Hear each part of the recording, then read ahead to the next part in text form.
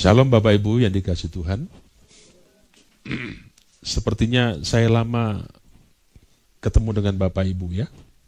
Karena dalam bulan ini saya hanya sekali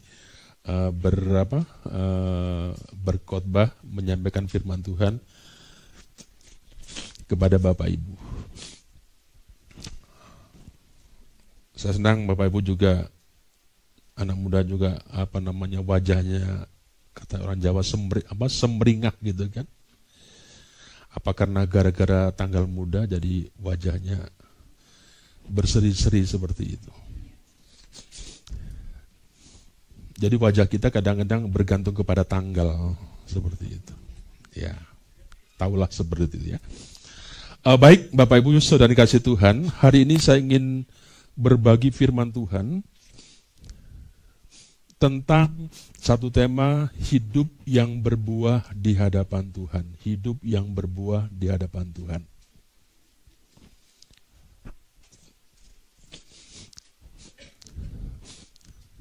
Bapak Ibu Saudara dikasihi Tuhan, setiap orang tentu senang ya jika memiliki tanaman atau pohon yang subur di sekitar kita. Kita senang kalau kita punya tanam, entah itu bunga, entah apa saja itu subur. Dan kita bisa menikmati sesuatu dari apa yang kita tanam seperti itu ya. Nah kita menanamnya tidak hanya cukup ditanam, tetapi kita juga menyiramnya, kita juga merawatnya dengan penuh harapan. Ya. Apa harapannya? Menanti saatnya di mana pohon itu akan berbuah. Kalau itu pohon yang berbuah. Tapi kalau Bapak Ibu nanam bunga, saya pikir juga sama. Kita ingin juga ada bunganya indah dan sebagainya gitu ya. Nah, sedikit Bapak Ibu, kemarin waktu kita ada pembinaan di Kinasi di Bogor Bapak Ibu. Saya lihat di meja itu Bapak Ibu ada dan saya foto, saya bawa pulang, saya pingin Bapak Ibu nanti belajar kira-kira begitu. Ya. Ternyata itu tanaman itu diambil kemudian dicocok dibentuk menjadi rangkaian bunga yang indah seperti itu ya. Jadi 1 tahun 2 tahun melulu ini aja yang setia bunga ini ya, menemani kita. Tak ada yang lain, tak ada yang berubah seperti itu. Saya berharap nanti kalau kita belajar itu Bapak Ibu bisa berkreasi dengan tanaman yang ada, nanti bagaimana Bapak Ibu didesain itu menjadi sesuatu yang baik. Jadi kira-kira seperti itu harapannya ya. Tapi bayangkan Bapak Ibu, kalau kita menanam sesuatu ya, kalau dari tahun ke tahun ya, apa yang kita harapkan, apa yang kita nanti Bapak Ibu, itu dan tidak muncul sesuatu yang kita harapkan. Ya, buahnya. Ya. Bunganya, keindahannya dan sebagainya. Akhirnya siapapun kita akan berkata, untuk apa bunga ini ditanam? Buat apa pohon ini ditanam? Ya. Kalau tidak menghasilkan apa-apa. Tak ada gunanya seperti itu ya. Kalau apa yang kita tanam, apa yang kita pelihara, apa yang kita rawat demikian rupa tidak sesuai dengan apa yang menjadi harapan kita. Pastilah kita akan berpikir, lebih baik ini dimatikan saja. Lebih baik ini dibuang. Lebih baik ini ditebang, diganti sesuatu yang baru, kira-kira begitu. Nah, sebenarnya begitulah kira-kira gambaran yang Yesus sampaikan Bapak Ibu di dalam kitab Injil Lukas pasal yang ke-13 ayat 6 sampai dengan 9. Ya. Mari kita lihat dalam Injil Lukas pasal 13 ayat yang ke-6 sampai dengan ayat yang ke-9. Bapak Ibu perhatikan di Alkitabnya masing-masing. Apa dikatakan di situ? Lalu Yesus mengatakan perumpamaan ini. Seorang mempunyai pohon ara yang tumbuh di kebun anggurnya, dan ia datang untuk mencari buah dari pohon itu. Tetapi ia tidak menemukannya. Lalu ia berkata kepada pengurus kebun anggur itu, "Sudah 3 tahun aku datang mencari buah pada pohon ara ini, dan aku tidak menemukannya." Selanjutnya dikatakan, "Tebanglah pohon ini. Untuk apa ia hidup di tanah ini dengan percuma?" Apa jawab orang itu, Bapak Ibu? Ayat 8. "Tuan, biarkanlah dia tumbuh tahun ini lagi.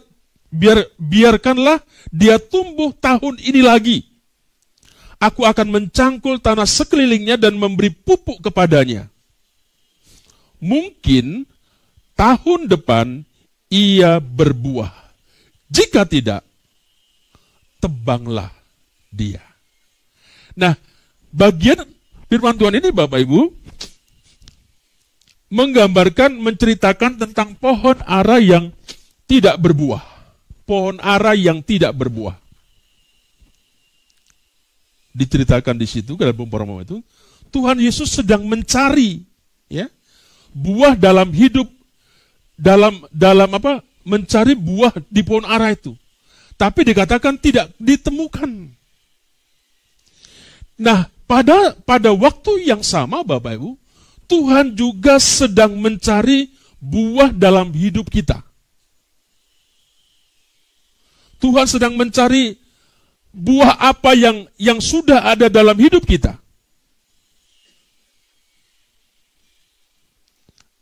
Buah seperti apa yang Tuhan yang cari? Buah dari iman, ya. Buah pertobatan, ya. Buah kasih yang nyata, ya. Tapi pertanyaannya, Bapak, ketika Tuhan mencari itu dalam kehidupan kita, adakah setiap kita ini buah-buah yang saya katakan tadi? Apakah juga Yesus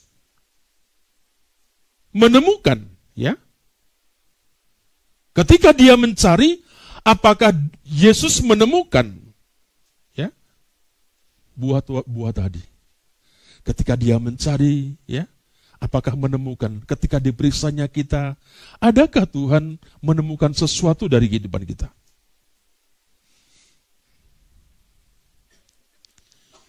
Bisa jadi, Bapak Ibu, yang terjadi, ya, secara luar, ya, secara luar kita ini tampak baik, ya, seperti pohon yang rimbun daunnya.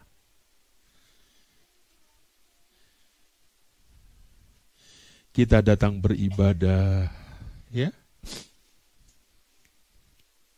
kita melayani, kita senang memuji Tuhan dan sebagainya. Kita aktif dalam kegiatan-kegiatan rohani. Kalau ada tung di sana, kita selalu ada. Kira-kira begitu. Ada tung di sana, kita selalu ada. Sepertinya kita aktif dalam kegiatan rohani. Tetapi pertanyaannya, Bapak Ibu, apakah ada buah yang nyata dari hubungan kita dengan Tuhan? Ya, apakah orang lain juga bisa melihat, ya, Yesus dalam hidup kita? Nah, firman Tuhan hari ini, Bapak Ibu, mengingatkan kepada kita, ya, dari ayat yang kita baca ini, dan satu ayat dalam Matius pasal yang ketiga, yang ke-10, Bapak Ibu, perhatikan dulu. Matius 3 ayat yang ke-10. Apa dikatakan di situ? Matius 3 ayat yang ke-10. Kita baca bersama-sama. Matius 3 ayat 10, 34. Kapak sudah tersedia pada akar pohon, dan setiap pohon yang tidak menghasilkan buah yang baik, pasti ditebang dan dibuang ke dalam api. Ya, kapak sudah tersedia pada akar pohon, dan setiap pohon yang tidak menghasilkan buah sudah siap kapaknya. Ya, dikatakan pasti ditebang dan dibuang ke dalam api. Dua bagian pembacaan firman Tuhan hari ini, Bapak Ibu, mengingatkan kepada setiap kita. Ya. Dan keduanya berbicara dengan satu pesan yang sama. Hidup yang tidak berbuah akan ditebang. Ya. Hidup yang tidak berbuah akan ditebang sama Tuhan. Tapi kabar baiknya Bapak Ibu, dari bagian ini, Tuhan itu masih memberi kesempatan kepada kita untuk berbuah, ya. Agar hidup kita ini menghasilkan buah yang berkenan di hadapannya. Kalau engkau tak berbuah, kalau kita tak berbuah, kapaknya sudah siap. Tinggal menunggu waktu kita ini ditebang. Ya. Tapi luar biasanya dari bagian yang kita baca, Bapak, masih ada kesempatan. Ya. Tuhan masih memberikan kesempatan kepada kita untuk kita ini bisa berbuah. Dan apa yang kita hasilkan, apa yang kita keluarkan, Bapak Ibu, itu tentunya menjadi sesuatu yang bisa menyenangkan Tuhan.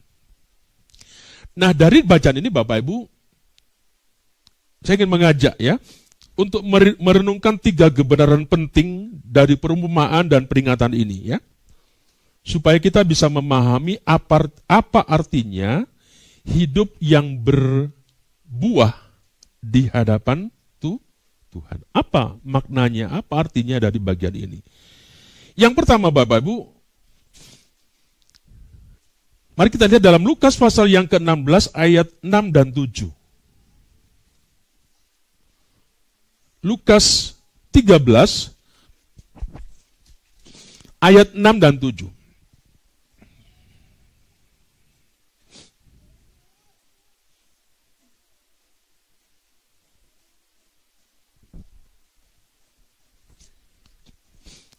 Dikatakan di situ Bapak Ibu, ayat 6 dan 7.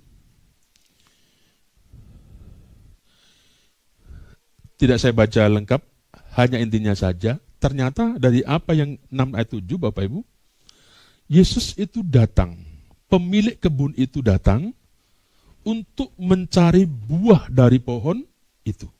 Apa yang terjadi? Apa yang terjadi? Tak ditemukannya buahnya, ya. Nah, yang poin yang pertama Bapak Ibu, Allah itu mencari buah dalam hidup kita. Ya. Allah mencari buah dari kehidupan kita. Dalam pembacaan tadi Bapak Ibu, Yesus berkata bahwa pemilik kebun datang mencari buah dan pada pohon ara dikatakan di situ ya. Tetapi dikatakan tidak menemukannya. Nah, ini menggambarkan Bapak Ibu, hati Tuhan yang menanti buah dari setiap anak-anaknya. Ya. Tuhan sedang menunggu, Tuhan sedang menanti supaya kita ini bisa menghasilkan buah seperti itu. Dan Tuhan tidak mencari sebuah kesempurnaan. Ya. Tetapi Ia mencari buah. Artinya apa?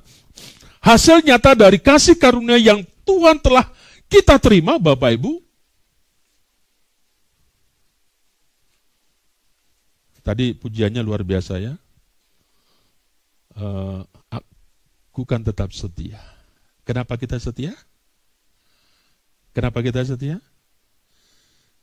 Kenapa kita setia? Hah? Kenapa kita setia? Kenapa kita cinta? Tadi saya tanya ke kakak tetap cinta. Tetap cinta pada, nggak berubah cintanya.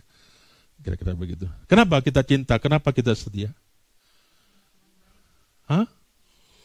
Terlalu banyak yang sudah Tuhan beri, yang Tuhan sudah kasih. Ya kan? Bapak Ibu, jangan dipikir itu sesuatu yang sederhana. Kita akan bisa menghargai hidup ketika kita sudah mau bengek di rumah sakit. Dan tak ada yang lain yang penting dalam kehidupan kita kecuali kita ini sehat. Ya kan? Kita bisa kemana sesuka kita. Kenapa kita setia? Kenapa kita cinta? Terlalu banyak yang Tuhan kasih kepada kita. Ya? Apakah yang Tuhan sudah kasih kita banyak kepada kita? Anugerah Tuhan yang sudah kita kasih kepada kita, apakah kita setia? Apakah kita tetap cinta?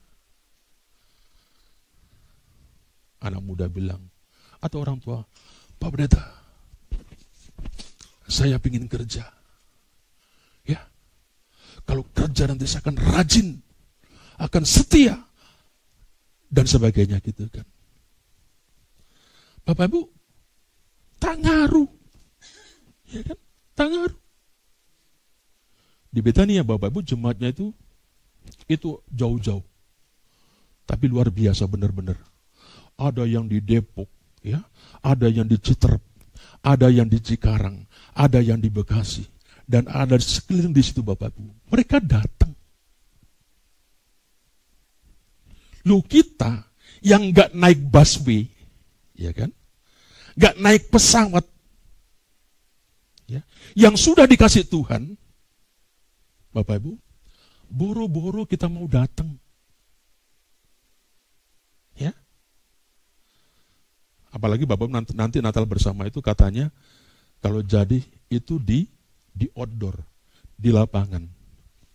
Kira-kira kalau gerimis Bapak Ibu datang enggak? Hah? Ku tetap setia. Ku tetap cinta. Bu Ginting saya tanya, boro-boro Pak Pendeta. Ya kan? Itu fakta Bapak Ibu. Kayak mimpi di siang bolong kita nih, panitia bermimpi 3.000 orang dan di kita outdoor. Yang dekat di Puri saja kita ini ada gereja, tak naik angkot, Bapak Ibu, tak naik busway, sudah dikasih banyak sama Tuhan.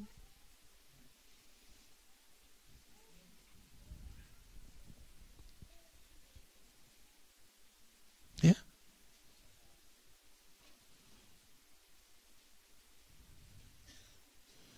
Tuhan tidak sekali mencari buah, tapi Tuhan mencari buah, Bapak Ibu, dari kita. Apa buah itu? Ya.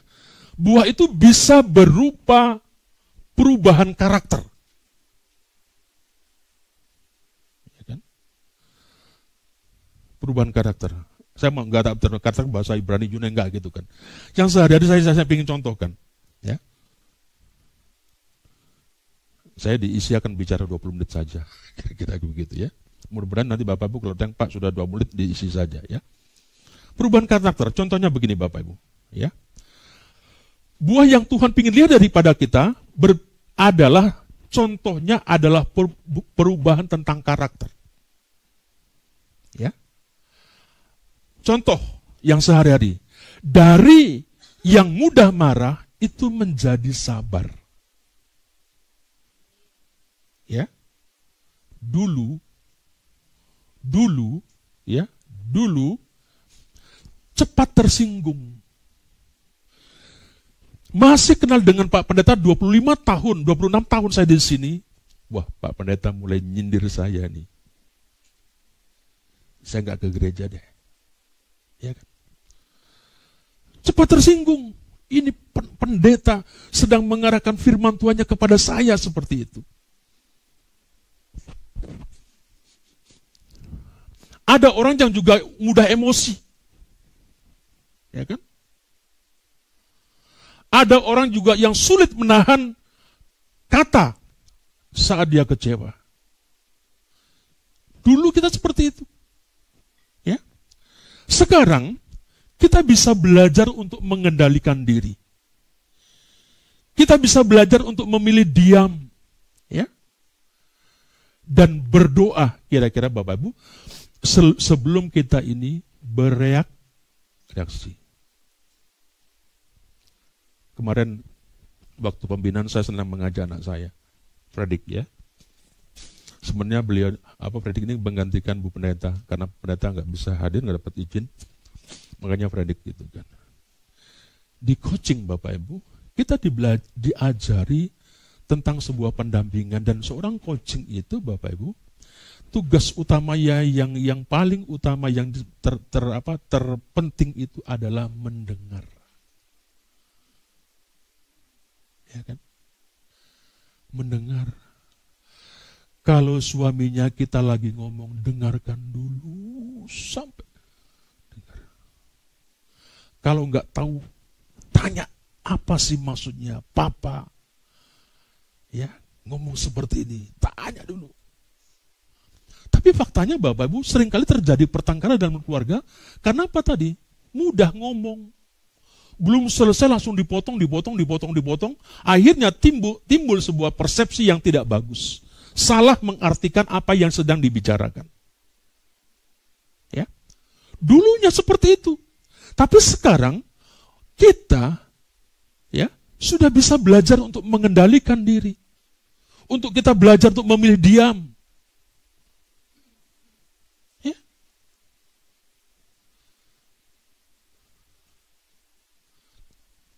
Buahnya kan nampak kan? Kalau kita bicara tentang Galita, buah boro, sabar. Sabar, ya. Bisa menguasai diri.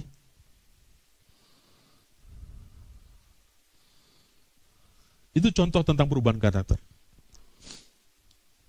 Contoh yang lain Bapak Ibu, ya. Dari malas menjadi tekun, rajin. Dulu kita itu menjadi orang Kristen yang selalu menunda-nunda tanggung jawab dan ibadah. Besok kan masih ada hari Minggu depan. Besok kan masih ada hari Minggu depan, tak apa-apa, ya kan? Bapak Ibu, kalau saya mengingatkan selalu ngomong, Bapak Ibu sedang tidak menakut-nakuti. Siapa tahu Bapak Ibu besok itu sudah lewat. Itu sebenarnya yang kita takutkan. Karena kita tidak tahu kapan kontrak kita akan habis. Ya kan? Itu yang kita takut. Ya. Jangan menunda-nunda tanggung jawab, ya. Jangan menunda-nunda ibadah.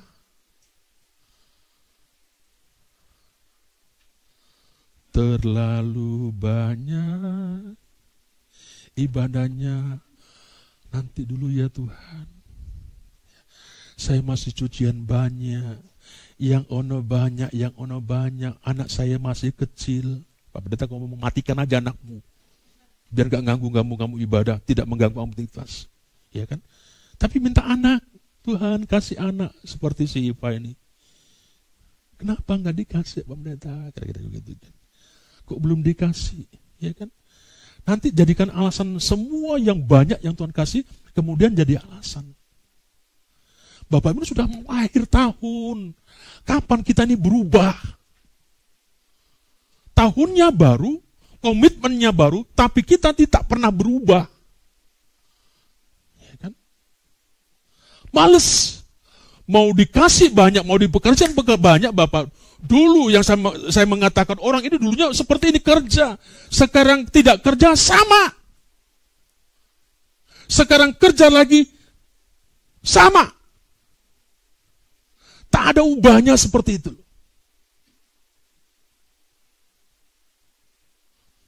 Makanya, punten Bu Hidayah, kalau saya ingat Bu kelihatan cantik pakai kacamata hitam. Dulu sakit. Bunda, saya tahu. Hari ini dia sehat. Hari ini sehat. Ya kan? Itu mengingatkan tentang itu. Kalau aku nggak cinta, nggak setia sama Tuhan, Jangan hanya sama Pak Tobing saja. Ya. Tuhan kira-kira lebih powerful seperti itu. Ya. Bapak Ibu di dalam sebuah acara gereja duduk, berdiri gitu kan. Tapi kadang-kadang kita malas disuruh berdiri. Ayo kita berdiri gitu kan. Aduh Bu pendeta hari ini sakit lututnya gitu kan. Ya kira-kira kalau kita berdiri, Tuhan, aku sakit, aku mau berdiri, sembuhkan kira-kira. Ada sesuatu yang iman, jangan ngeliat, begitu kan. Nanti kalau Bapak Ibu didudukkan sama Tuhan, kapok lu kira-kira begitu. Iya kan? Jadi Bapak Ibu, mari buatlah ya, dari yang malas, ini sebuah perubahan karakter. Dari yang malas kemudian menjadi tekun. Dari hidup, ini sebuah contoh lagi Bapak Ibu, dari hidup untuk diri sendiri menjadi hidup untuk Tuhan. Ya. Orang Jawa katanya, duweku, kepunyaanku adalah kepunyaan bersama. Tapi kalau kepunyaan saya sendiri. Ya, duweku ya duwekmu. Duekku dewe, punya saya sendiri seperti itu. Ya. Nah Bapak Ibu, mari kita belajar tentang perubahan karakter, tentang satu contoh Bapak Ibu hidup dari hidup untuk diri sendiri, kemudian menjadi hidup untuk Tuhan. Dulunya orang ini, semua kepentingannya hanya untuk Tuhan. Apa? Untuk pribadi. Ya. Segala sesuatu dilakukan demi untuk kepentingan pribadi saja. Tetapi sekarang, ya, setiap keputusan Bapak Ibu, itu diukur dengan kehendak Tuhan dan dampaknya bagi sesama. Bapak Ibu, kenapa seringkali dalam kehidupan kita ini tidak mengalami sebuah terobosan dari tahun ke tahun? Ya. Kenapa stagnan di kita? Kalau kita ingin menghasilkan sesuatu yang bagus Bapak Ibu, maka kita harus mengerjakan sesuatu yang berbeda dari apa yang kita kerjakan sekarang. Ya. Kalau opung jualan lapet hanya di danau, sekarang bergeser, ya di danau, ya di sana, uangnya akan banyak, gitu kira-kira opungnya. Kalau di danau saja, hari Sabtu, di situ saja. Bapak Ibu, samalah kurang lebih seperti itu. Ya. Kalau kita ingin menghasilkan sesuatu, jangan melakukan yang sama. Harus lakukan sesuatu yang berbeda seperti itu. Ini adalah sebuah perubahan Bapak Ibu. Yang hanya kepentingan diri sendiri, tetapi sekarang untuk kepentingan Tuhan. Panitia nanti umumkan janji iman. Ya kan?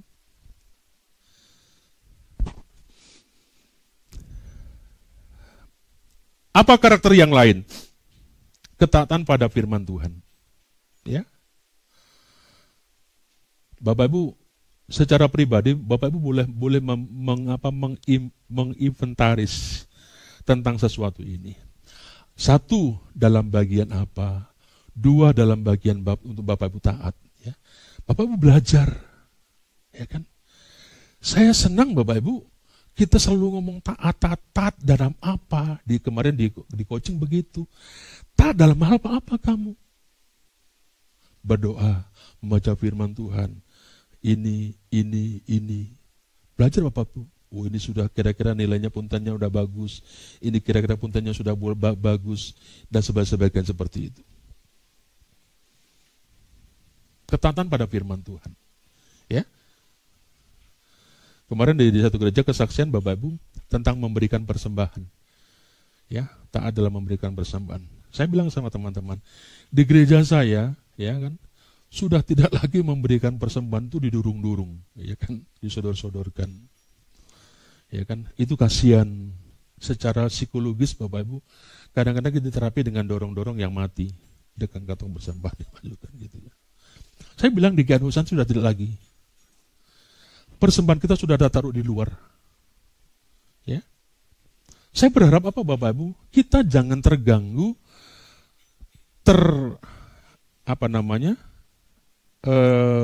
tertekan dengan uang, dengan apa yang kita bawa. Silakan siapapun saja yang ingin memberi, silakan memberi persembahan. Kalau hari ini Bapak sudah datang ke gereja tidak ada punya persembahan, tak usah kasih. Ya, Bapak bisa memberikan hari Selasa, hari Rabu, hari Kamis, hari Jumat. Demikian terus bisa. Datanglah sama Tuhan. Apa yang Bapak Tuhan sedang ajar. Karena kita nggak punya duit loh. Tidak semua kita datang ibadah tuh punya duit. Ya kan? Di satu gereja kemarin saya melayani, kantongnya kalau salah berapa? 5. Ya, Bapak Ibu melihat bisa pingsan 5 biji. Ya kan? Kita 3 tuh rasanya sudah leng-lengan begitu kan? Banyak. Saya tanya, kenapa nggak ada kirisnya? Nggak bisa Pak, terlalu banyak kantongnya. Nanti jemaat ini bisa ngasih 1 gitu kan? Ya terserah Bapak Ibu, orang punya. Tetapi saya sudah menanamkan seperti itu. Membangun sebuah kesadaran. Saya mengajak ada buah-buah yang nyata seperti itu. Tak ngaruh. Ya. Kita tetap memberi. Kita tetap memberi. Kita tetap memberi seperti itu. Ya.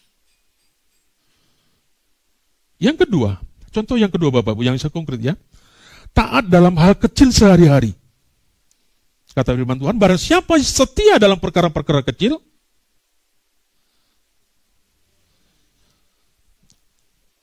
iya, kalau barang siapa setia dalam perkara kecil, ia juga setia dalam perkara besar.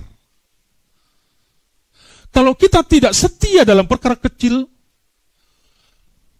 tak percaya kita akan kepada perkara besar. Bapak Ibu ingat, saya masih ingat, berkat itu ukurannya bukan besok. Berkat itu ukurannya hari ini. Setuju? Setuju? Suamimu datang, istrimu datang, kalau mungkin kerja-kerja ini bawa duit.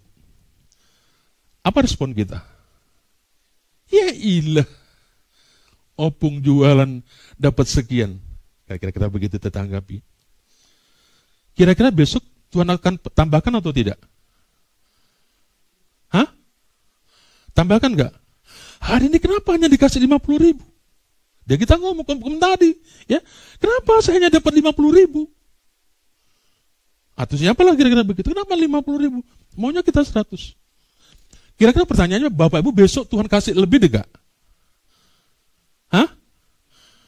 Tak mungkin. Kenapa? Yang 50.000 saja kita ini tidak ada rasa terima kasih. Jujur Bapak Ibu, sering saya pelayanan ke sana dapat PK, sering saya ke sana dapat TK. Ya, tapi uang itu sepertinya lolos saja gitu kan. Iya ya, kenapa ya? Kita ngomel begitu kan, kadang begitu kan. Seharusnya uang itu mandek. Tapi kenapa Tuhan? Kok masih buat ini, buat itu? Sudah dikasih, masih bisa ditutupi, tapi masih ngomel. Itu kan kita kan? Gak bisa Bapak Ibu berkat seperti itu kira-kira. Ukurannya hari ini. Kalau engkau hari ini bisa bersyukur kepada Tuhan dari hal yang kecil, Bapak Ibu setia, maka Tuhan akan percayakan hal yang besar. Itu loh. Yang kecil saja tidak setia.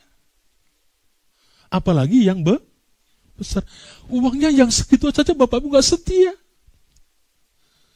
Apalagi dipercaya yang besar. Tuhan tak percaya. Orang juga gak akan percaya seperti itu.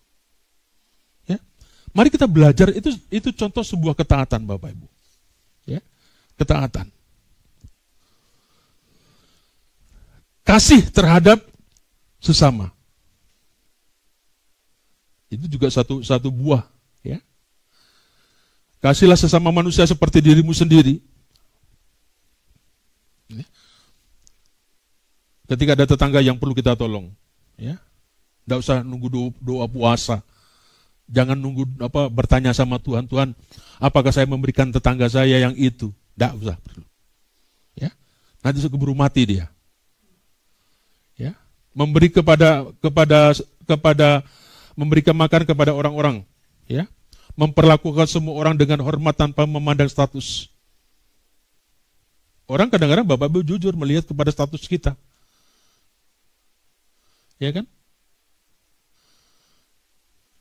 Saya kalau pakai kaca di sini ada tulisannya polisi. Saya punya kaca Bapak Ibu tulisan polisi. Karena saya pakai itu untuk nakut-nakuti kira-kira begitu kan.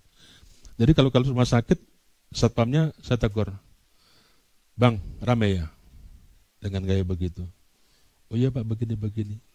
Saya pernah tuh diantar Bapak ke mau keluar itu. "Pak, nggak usah bayar." Katanya begitu. Orang melihat sebuah penampilan, status kita, keberadaan kita, itu tidak dipungkiri Bapak Ibu. Ya kan? Ada gereja yang seperti itu. Baju ini nggak boleh yang sudah dipakai 3 kali, harus ganti baju yang kita pakai. Ada seperti itu. Ya kan? Ya nanti ke depan WL dan Singer bajunya yang bagus lah gitu kan. Katanya tayangan kita, kata Freddy, sudah sampai Australia. Masa bajunya begitu, yang nyanyi-nyanyi kira-kira begitu ya. Paling tidak Bapak Ibu bisa memberi edukasi sesuatu yang baik kira-kira begitu ya. Belajar kesetiaan dalam melayani. Itu buah Bapak Ibu, bicara tentang karakter setia melayani. Bapak Ibu dipercaya guru sekolah minggu dikasih apa saja siap. Ya kan? Tulis di dindingnya, besok minggu saya melayani. Kalau ada cara-cara tak bisa, ya, ini ada tanda larangan, tidak boleh menerobos. Ya kan? Dan mudah-mudahan izin seperti itu. Sikap yang rendah hati itu bicara tentang karakter Bapak Ibu ya. Sikap rendah hati yang memuliakan Tuhan. Nah, banyak ternyata Bapak Ibu, itu contoh-contoh yang saya sampaikan Bapak Ibu dengan tadi ya. Banyak orang Kristen hanya menunjukkan daunnya saja. Ya. Artinya apa? Penampilan luar yang rohani. Dalamnya rohana. Gitu kan. Banyak orang Kristen yang seperti ini, ya. Yang hanya menunjukkan daunnya saja. Ya. Penampilan luarnya, Bapak Ibu,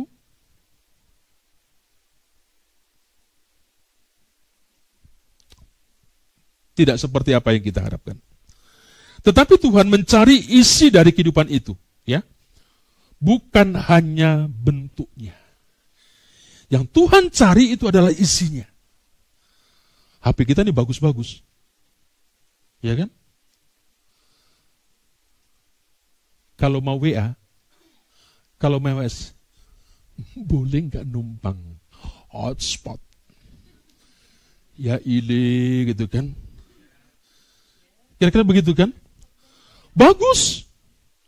Jangan seperti itu, casingnya bagus, luarnya bagus, tapi isinya sama dengan makam itu Bapak Ibu ya, dibangun tugu yang gede dan sebagainya. Dalamnya tulang, ya kan? Nah, jadi Bapak Ibu, dari buahnya kata firman Tuhan, dari buahnya lah kamu akan mengenal mereka. Jadi kalau Tuhan datang meninjau hidup kita, Bapak Ibu hari ini, kira-kira apa yang Tuhan temukan dari kita? Buah apa yang kita ditemukan Tuhan dalam kehidupan kita? Ya, Tuhan sedang mencari buah. Yang kedua, Bapak, Allah itu sabar, ya. Allah sabar, ya, memberi waktu bagi kita untuk kita ini berubah. Biarkan dulu katanya gitu. 1 tahun lagi tambah. Tapi kalau 1 tahun lagi nanti tidak menghasilkan, siap tebang.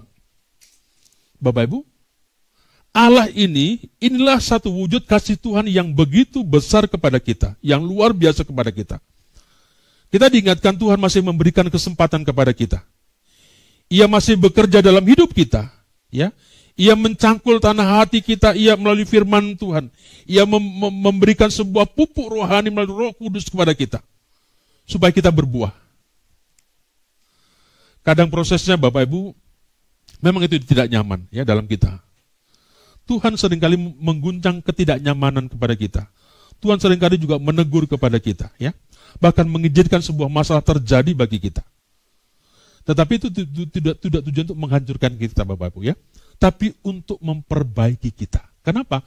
Tuhan masih memberikan kesempatan kepada kita. Jika, Bapak Ibu, hari ini kita masih diberikan kesempatan hidup, masih bisa mendengar firman Tuhan, itu artinya Tuhan masih memberikan waktu bagi kita untuk kita bertobat dan berbuah. Kalau kehidupan kita seperti ini, Bapak Ibu, yang masih seperti ini, Tuhan masih memberikan kesempatan kita kepada kita supaya kita ini bertobat dan berubah. Ya. Tapi ingat, ya, kesempatan itu, Bapak Ibu, tidak akan selalu ada. Tapi kesabarannya itu ada batasnya. Kalau Tuhan sudah memberikan kesempatan kepada kita, Bapak Ibu, ingat, kesempatan itu tidak akan selalu ada. Tapi kesabarannya juga ada batasnya. Yang terakhir, Bapak Ibu, ya. Di dalam Lukas 13 ayat 9 dan Matius 3:10, Bapak Ibu, Yesus menutup perumpamaan dengan kata-kata yang serius. Ya, mungkin tahun depan ia berbuah, jika tidak, tebanglah dia. Yang ketiga, waktu pertobatan tidak selamanya terbuka. Ya, dikatakan oleh Yohanes, kapak sudah tersedia pada akar pohon, dan setiap pohon yang tidak menghasilkan buah akan ditebang dan dibuang ke dalam api. Ini peringatan kita yang serius, yang keras kepada setiap kita, ya. Tapi penuh dengan kasih. Tuhan ingin, Bapak Ibu, kita ini sadar, ya, bahwa hidup di dunia ini bukan untuk bersantai rohani. Iman yang sejati pasti menghasilkan buah. Iman tanpa buah adalah iman yang mati. Sama seperti pohon yang digambarkan tadi, ya, yang ditebang jika tidak berbuah. Demikian pula hidup kita, Bapak Ibu. Hidup yang terus menolak bertobat akan kehilangan kesempatan untuk menikmati berkat yang kekal. Karena itu, Bapak Ibu, jangan tunda, ya, pertobatan, ya. Jangan tunggu tahun depan, ya, untuk mulai berubah hari ini. Saya sering mengingatkan kepada anak-anak kita yang masih remaja pemuda, engkau menyenangkan orang tuamu, jangan menunggu kamu sukses. Takutnya saja kalau kamu sudah sukses, kamu punya suami, punya istri. Suami dan istrimu kayak begitu. Kamu dulu baik, sekarang tidak baik. Itu bisa jadi karena istri, karena pasanganmu seperti itu. Sebab itu, saudara, jangan nunda-nunda.